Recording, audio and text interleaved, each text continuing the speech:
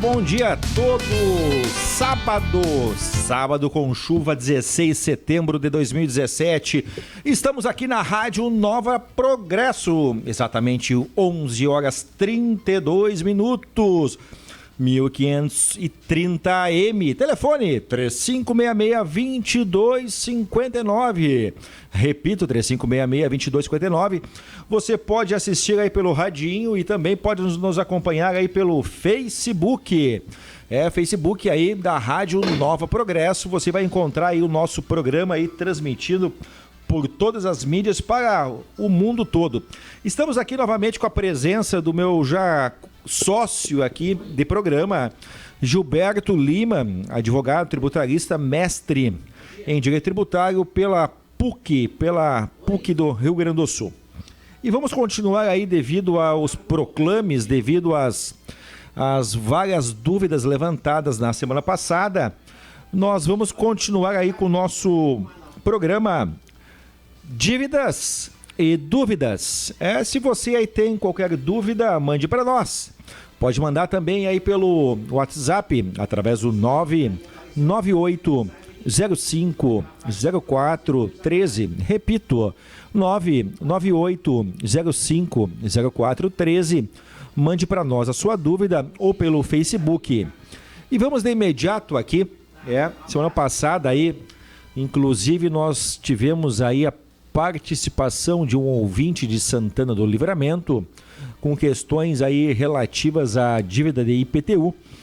E aí nós vamos começar então aí com essa questão de dívidas associadas e vinculadas ao imóvel, dívida de IPTU, dívida relativas ao consumo de água e tudo mais, Gilberto, me diga uma coisa, meu amigo, dê para nós aí o seu bom dia e já me responda de imediato, existe alguma forma de um cidadão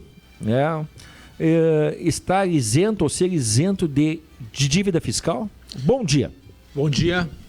Bom dia a todos, bom dia ouvintes da Rádio Progresso, bom dia meu amigo Andrew, colega, que trabalhamos há muito tempo, há muitos anos, E de pronto imediato, eu já vou avaliar algumas situações que aconteceram da semana passada para cá. Eu penso que a função desse meio de comunicação é justamente trazer a informação, uma informação para ser avaliada e uma possibilidade e uma ideia de poder voltar ao assunto e tentar afastar qualquer espécie de dúvidas que possa existir. De lá para cá, muito embora a rádio tenha uma divulgação bem interessante, houve uma propagação pelas redes sociais, e eu recebi algumas avaliações, no sentido pragmático, para buscar soluções a essas avaliações. E me chamou muita atenção que o pessoal me questionava sobre o IPTU, dizendo o seguinte, como é que eu posso deixar de pagar o IPTU? Se isso virar uma realidade, ninguém vai pagar o imposto. E esse questionamento, além de alguns outros também relacionados à parte bancária, me chamaram a atenção para tentar fazer uma espécie que nós chamamos de réplica. Por quê? Porque possibilita aprofundar o conhecimento. O imposto predial, ele é importante e jamais vai poder deixar de existir. O que eu tentei comentar, o que eu tentei esclarecer, é tentar associar a parte tributária à Constituição. E a Constituição é o valor maior de uma sociedade, ou seja, é uma lei maior. E ela tem alguns princípios que as pessoas deveriam tomar conhecimento e a maioria, por esse veículo, tem tomado. E tem um princípio que se chama dignidade da pessoa humana, cidadania. O que quer dizer isso? Isso quer dizer que todos têm que pagar IPTU, mas o IPTU é um imposto de natureza real, de natureza do imóvel, e todo problema busca solução. Por exemplo, se você tem um imóvel que tem um valor expressivo, e você está desempregado, ou se você tem uma certa idade e não consegue quitar esse imóvel, você não pode perder esse imóvel. Por quê? Porque é um tributo de natureza real. Então eu posso afirmar de forma objetiva que a regra sim é pagar o IPTU, mas toda regra tem exceção. E eu vou dar alguma exceção, por exemplo. Questão de idade. Se uma pessoa tem uma certa idade, em algumas prefeituras do Brasil, há uma lei, a chamada Lei Complementar, que, em sintonia com a Constituição, diz bem assim: uma pessoa com certa idade, com mais de 65 anos, que ganha até 3 salários mínimos, ela não tem condições de pagar pelo imóvel. Vamos imaginar, por exemplo, um caso bem simples. O direito, ele busca a justiça. Uma pessoa herdou um imóvel que vai lá, sei lá, 10 milhões, mas ela ganha 1 salário mínimo. Ela não pode perder esse imóvel, porque o imóvel é de natureza real. Aí o que acontece? Há uma compatibilidade com a renda dela. A mesma coisa de valores menores, né? Por quê? Porque o imposto, ele não é vinculado ao ganho que a pessoa tem, mas à própria natureza do imóvel, uma natureza real, é uma coisa, é diferente do imposto de renda. A outra situação é o seguinte: uma pessoa que está cometida de uma doença grave, né, que ninguém gostaria, que Deus ilumine que as pessoas não sejam cometidas, mas, por exemplo, um eventual câncer, né, que a pessoa sai de circulação e não está trabalhando. A mesma situação, ela tem o direito de isentar. Por quê? Porque por esse valor constitucional, as pessoas têm, o Estado tem que permitir que todo ser humano, toda pessoa tenha sua dignidade e possa se reestruturar para enfrentar os problemas do dia a dia. Então, já passando para a conclusão, eu digo o seguinte: sim, a regra é que você tem que pagar o tributo, você tem que pagar o imposto, mas há exceções. Que tipo de exceção? Por exemplo, a pessoa de uma certa idade, a pessoa que está desempregada, a pessoa com problema de saúde, isso conforme a lei de cada município. É possível, basta se informar. E o nosso propósito é justamente trazer essa informação. Portanto, doutor Andrew, hoje eu posso lhe afirmar o seguinte: a regra é pagar o imposto, mas há as exceções que permitem que nós possamos nos reestruturar nos momentos mais difíceis de nossa vida. Tem aquela lei, famosa Lei 8.009 de 90, que é a Lei de Proteção do Bem de Família. Esta lei, ela dá uma proteção ampla, e a lei apresenta algumas exceções. E aí eu imagino, eu vejo a imagem de uma queda de braço. Vejamos assim: lá dentro da Lei de Proteção de Família, diz que o imóvel de uma família é amplamente protegido, mas tem uma exceção, que é a dívida fiscal. Mas, depois dessa lei de 90, nós tivemos uma construção do STF que prepondera até sobre essa proteção. Porque surge aí, Gilberto, de forma mais forte, tu muito bem falaste, a proteção do cidadão como um ser de proteção de direitos fundamentais. E isso é interessante. Mesmo que tenha uma lei, nós temos um entendimento da Corte Suprema dizendo que esta proteção da família, ela é fundamental. Porque se a gente remover ou retirar a proteção do bem família, nós estamos aí acabando com a base familiar. Imagina, a pessoa tem um imóvel e de repente ela não tem mais esse imóvel. Então é interessante destacar que a proteção, ela existe e é importante para quem busca essa proteção. Não adianta tu ter a proteção e ficar calado. Eu dava como exemplo aquele menino que é apaixonado por uma menina e há uma paixão que ele nunca declara. Ele nunca fala para ela que está apaixonado. Talvez ela até fosse recíproco, mas não adianta tu ter a proteção se tu não busca a proteção. E aí tu falaste também uma outra coisa que eu acho importante, a questão das doenças, patologias. Existe uma relação de doenças graves, ou apontada como graves, que isenta a pessoa de pagar dívidas fiscais. Aí tu falaste do câncer. Sim. Tem problemas de rins. Sim. Pessoas cegas. Eu vi outro caso, outro dia tem um cliente meu que se encaixa perfeitamente. Ele tem a visão apenas de um dos olhos e já tem entendimento que a pessoa que tem visão de um olho também tem a mesma proteção fiscal. Sim. A monovisão. Então pensa bem. Uma coisa até, eu tenho visão apenas em um dos meus olhos e a lei já me protege dessa proteção. Mas como que eu faço para buscar proteção? Tem que recorrer ao juízo. Sim. Então, as pessoas têm que ficar atentas em relação a isso. E semana passada, Gilberto, uma outra questão que é importante, se eu devo para alguém, eu tenho uma dívida com alguém, com um banco, é possível, e eu te indago em relação a isso, te questiono em relação a isso, é possível eles bloquear a minha conta bancária? É possível eles pegarem dinheiro da minha conta bancária para pagar uma dívida?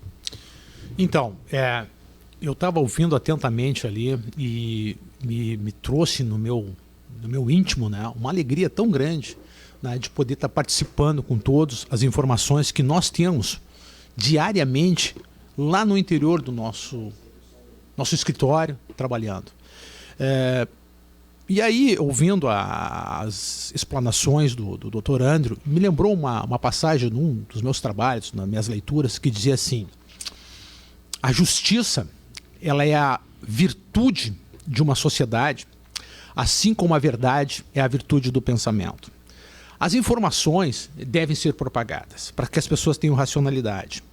Tinha um outro autor, que também não me esqueço, que se chama Rui Barbosa, que dizia assim: você deve tratar o igual de forma igual e o diferente de forma diferente.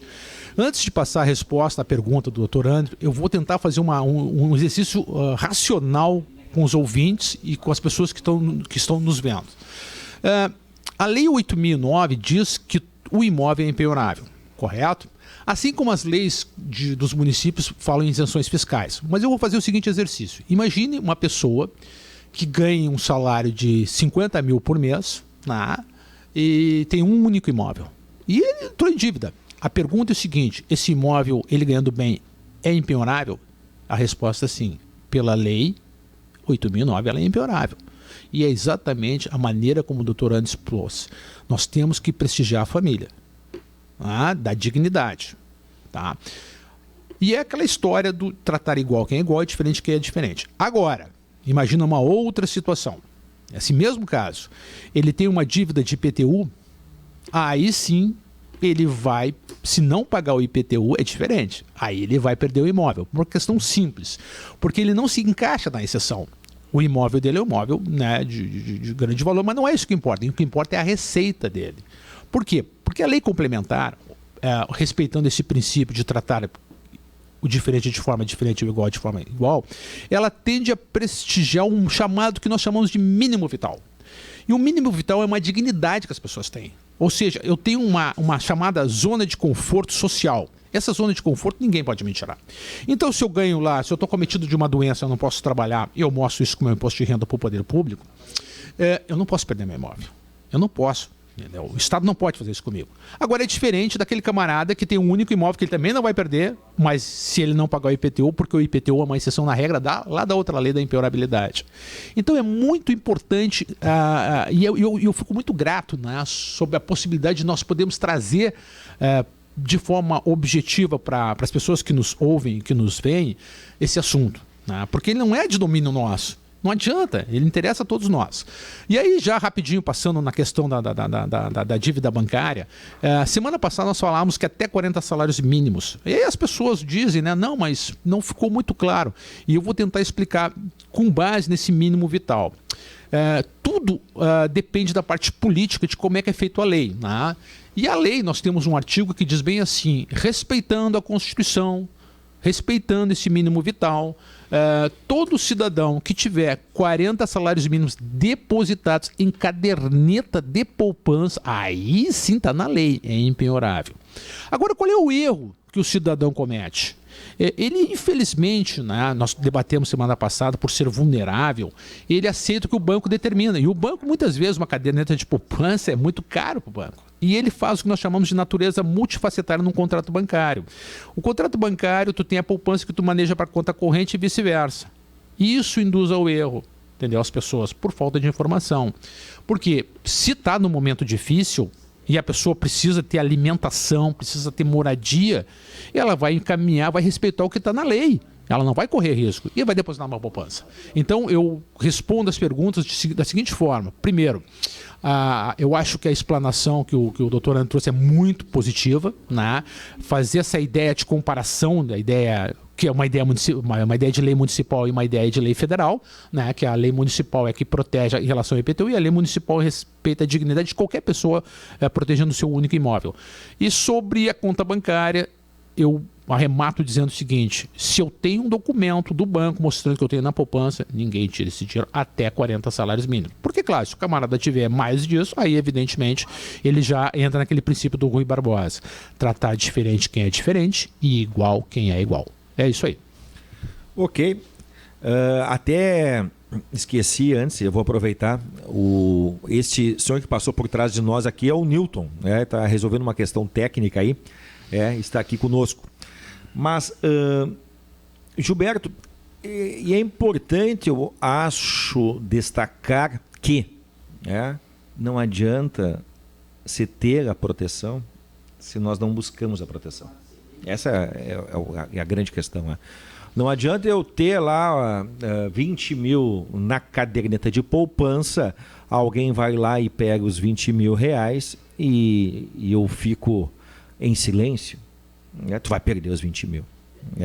A proteção ela existe, mas ela tem que ser buscada. E uma outra coisa importante, eu vou até contar um caso, ela tem que ser buscada dentro do prazo estipulado pela lei. Uma vez um empresário, ele teve um dinheiro bloqueado e aí ele pensou, eu mesmo vou lá e vou fazer o pedido. Só que quando se faz o pedido tem que ter uma forma, uma estrutura para fazer o pedido. E ele fez como ele bem achava que fosse. E aí o juiz falou assim, olha, eu não vou nem ler isso aqui porque é uma coisa que não existe. E aí depois ele foi contratar um advogado. Só que quando ele foi contratar um advogado já tinha passado o prazo. E ele tinha, quando fez o pedido, demonstrado que ele tinha ciência do bloqueio do valor. E ele perdeu o dinheiro. E é uma pena. E eu digo que é uma pena porque existem inúmeras pessoas perdendo dinheiro e perdendo seus bens por não buscar devidamente ou de forma correta a sua defesa. E aí eu vou tentar assim te provocar, doutor Gilberto, e até nós temos que tomar até com todo um zelo, como a gente pode dizer isso. Mas existe, se eu fosse uma pessoa assim precavida, tomar meios preventivos para não ser um devedor? Sim. Sim, mas assim, eu ouvindo essa situação, me chamou assim alguns valores que a gente tem que tentar entender. Sempre naquela ideia de cidadania. E eu agradeço muito a oportunidade de estar aqui para divulgar isso aí. Porque eu me lembro da semana passada, como foi divulgado nas redes sociais, eu recebi inúmeros questionamentos. Não deu para responder todos, mas a gente conseguiu assim, passar uma ideia geral. Mas por quê? E aí vem o que tu falaste na semana passada. O direito só socorre quem não dorme. Mas tem uma outra situação, a informação. E aí eu venho na parte preventiva. Se eu tenho conhecimento, a informação, eu consigo resolver meus problemas. Por exemplo, a gente tenta entender o que é o conceito de justiça. E eu também falei, justiça tem um princípio bem simplista que não responde muito a pergunta, que é dar a cada um o que lhe é devido. Mas eu acho que para entender isso mesmo, eu sempre digo para as pessoas que eu me relaciono, a gente sempre diz isso, é justo ou é injusto? Nós temos que entender quais são as circunstâncias da justiça. E as circunstâncias são duas, basicamente. Primeiro que os bens da vida são muito escassos. E o ser humano é extremamente individualista. Se isso são circunstâncias, como é que eu consigo evitar isso? Pela solidariedade. Tem uma frase bíblica, e nós, operadores do direito, estudamos muito a Bíblia, que diz assim: pedi e vos será concedido. Agora, o que é pedir? Pedir uma ajuda divina? Não. Olhar, porque na minha forma de ver, Deus se projeta na vida das pessoas. As pessoas é um milagre divino. Então, se eu olho para o meu irmão do lado e não me constrange e pergunto alguma coisa, ele vai me responder. E a verdade, nós estamos demonstrando agora. Né? Então, assim, como é que eu faço um planejamento? Normalmente, nós somos acostumados a resolver problemas imediatos. Nós somos imediatistas. Nós não podemos esquecer que o grande mal de hoje é a síndrome do pensamento acelerado. E aí nós não conseguimos, né, fazer planejamento. E hoje um economista, né, ele traz ideias para fazermos planejamentos. Mas, como na vida tem momentos bons e ruins, quando temos os momentos bons, temos que imaginar que poderá haver momentos ruins. E quando tem momentos ruins, também haverá momentos bons. E no momento ruim, nós precisamos ter muita calma para não tomar a decisão errada. Nessa questão hoje dos prazos, né, sim, não é necessariamente ter um advogado, mas a informação. Por exemplo, na questão, se eu vou numa prefeitura e tenho paciência, eu consigo reduzir as minhas contas, as minhas obrigações, os meus encargos mensais. Isso é uma hipótese. Em relação ao planejamento prévio, você começa a administrar seus gastos. Então, na vida, nós temos resultado, nós buscamos dinheiro, mas nós temos que saber administrar o passivo. Aqui nós tentamos trazer para vocês a ideia de resolver o que nós chamamos de incêndio, de passivo imediato. Né? Mas tem várias estratégias, né, para economizar. Por exemplo, fazer planilhas, né, pensar o que é essencial, né, ver o que eu posso tirar de encargo, dividir algumas despesas, fazer orçamento, entre várias. Mas a ideia para nós aqui é trazer informações para que vocês não se atrapalhem no momento mais difícil da vida. Gilberto, doutor Gilberto, por diversas vezes eu já presenciei isso e o senhor também. A questão de toda a demanda discutindo dívida bancária. Eu vou te contar um caso. Uma vez tinha um cliente meu que ele devia mais de R$1 milhão. Ele fez um acordo com o banco em pagar menos que 10% do valor total da dívida. Isso é uma prática que eu vejo processualmente. Por que os bancos, quando estão em demanda, em processo judicial, eles fazem uma proposta tão pequena além do valor? E eu fico pensando, será que ele não é o gasto pela batalha, o custo do processo para eles é mais caro do que fazer um acordo? Ou que eles já ganharam tanto com aquele devedor e seria como uma forma de compensação, ou é um dinheiro que eles não esperam mais? Por que o banco ele quer e deseja fazer um acordo muitas vezes com um valor de 10% do valor devido? Essa é a minha dúvida. Então, eu sempre vou reiterar, né, os agradecimentos, né, porque como é importante esse debate, né? Tudo tem uma certa coerência, né? Tudo tem uma certa lógica. E aí eu posso afirmar para vocês que nós somos descendentes dos gregos. Desde lá de não sei quantos 1000 anos antes de Cristo, nada mudou. Tá? E eu volto àquela premissa das circunstâncias. Os bens da vida são escassos e o ser humano é individualista. O banco não vai pensar no cidadão. Claro que não. O banco tem uma meta, ele tem que ter um resultado. E se nós olharmos a política monetária do Brasil, por que os juros são altos? Porque o mercado é administrado por poucas instituições financeiras. Né? Só que o Estado te traz uma proteção. E eu fico agradecido porque é possível passar para vocês as informações que nós conseguimos avaliar no dia a dia do nosso trabalho. E é uma informação que tem que ter agora. Porque na tomada de decisão não pode se ficar tenso, ficar preocupado, com ansiedade no momento da decisão. Tem que olhar para o lado, tem que propagar a informação. E aquilo que o Dr. Andrew falou antes do prazo para o consumidor buscar seus direitos pode ser curto, no lado oposto também. Né? O direito, nós temos uma coisa que as pessoas talvez não saibam, nós temos chamado direito ao esquecimento. O tempo ele é uma abstração, né, que mede, que quantifica, né, a vida, as obrigações, o que acontece. Tá? Então, há uma regra, né, que diz bem assim: o banco tem o direito de cobrar determinadas dívidas em 3 anos e pode restringir o crédito em 5 anos. Então, o que acontece? Se o banco tem por propósito o lucro, e é saudável, que todos nós temos que ter o lucro, ele não vai hesitar, né, de fazer uma boa proposta de um crédito de 1 milhão para comprar 10 mil, se sabe que no mês que vem vai acabar, ele não vai ganhar mais nada. Então, né, ele quer buscar aquilo.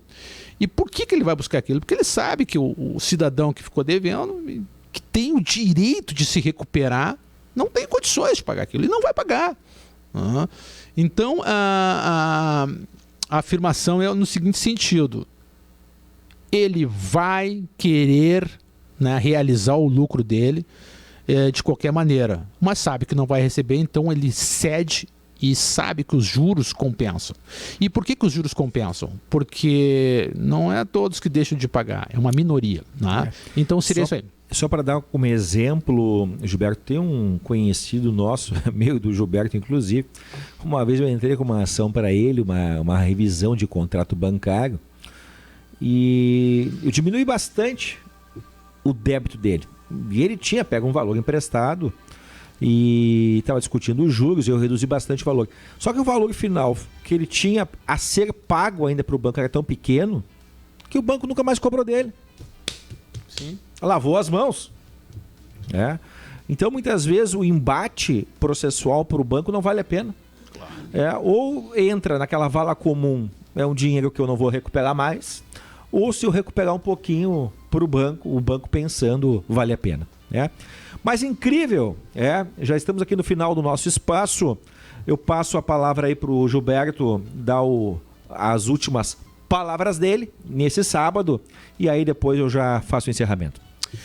Ok, passa muito rápido o nosso tempo aqui, né?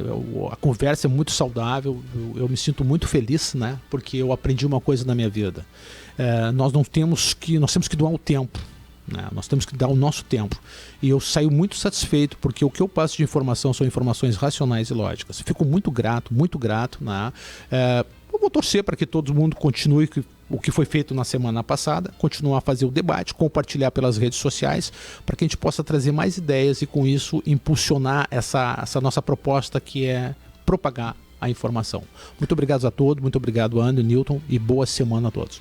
Ok, só para deixar registrado, o Dr. Gilberto, ele tem um Facebook, Gilberto Lima. Se você quiser acessar esse amigo do Gilberto, esse vídeo aqui da nossa conversa vai estar disponível para acesso também lá no nosso espaço, e também lá no Facebook do Fonseca Advogados também vai estar disponível. Se você quiser compartilhar, faça isso tranquilamente. Deixo aí um grande abraço a todos, 12:00 nesse sábado chuvoso, e aproveite aquilo que a vida nos destina, aproveite a família, que é a base de tudo. Um abraço a todos e até semana que vem. Fui!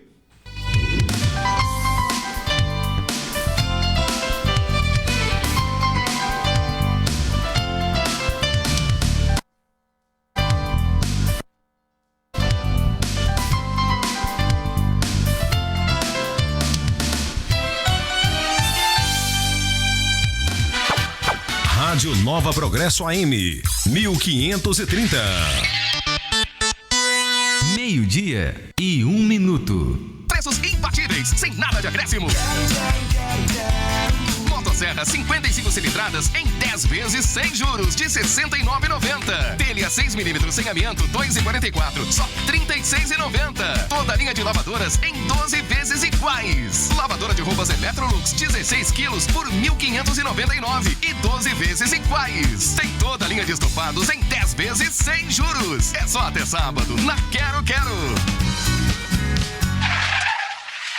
Atenção para assalto no centro da cidade. Meus amigos, é hora de comprar. Não entendi, patrulha. Pode repetir? O suspeito fugiu. Sinta todo o poder da refrescância. E a